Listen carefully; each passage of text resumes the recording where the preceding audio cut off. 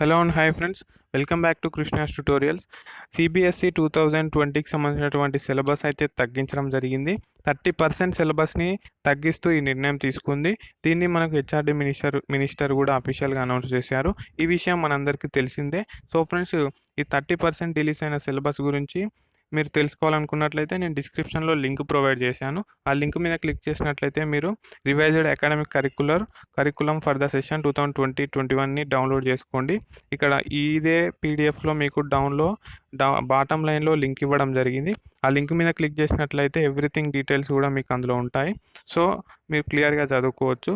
So friends, ఈ 30% delete అయిన syllabus 9th class, 10th class, 11th and 12th క్లాసెస్కి అయితే వర్తిస్తుంది.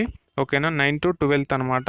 అది కూడా 2020-21 అకాడమిక్ ఇయర్కి మాత్రమే ఈ డిలీటెడ్ సిలబస్ అయితే అమల్లోకి వస్తుంది. తర్వాత యథావిధిగా ఉండే అవకాశాలు అయితే ఉన్నాయి. సో ఫ్రెండ్స్, ఈ నేపథ్యం కోవిడ్-19 దృష్ట్యా తీసుకోవడం జరిగింది. వరల్డ్లో కోవిడ్-19 కేసెస్లో మన వరల్డ్లో టాప్ 3లో మనకు ఇండియా అయితే 3rd ప్లేస్లోకి వచ్చేసింది. సో ఫ్రెండ్స్, ఇది ప్రజల్ని భయభ్రాంతులకు గురి చేసే విషయమే, కానీ టెన్షన్ పడాల్సిన అవసరం లేదు. జాగ్రత్తలు తీసుకుంటూ మన పనులు మనం చేసుకోవాలి.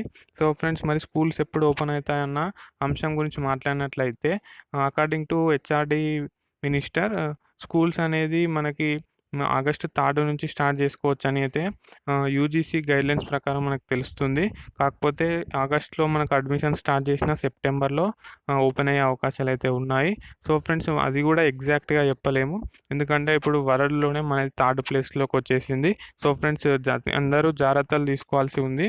సో స్కూల్స్ అయితే ఇప్పట్లో ఓపెన్ అయ్యే అవకాశాలు లేవు.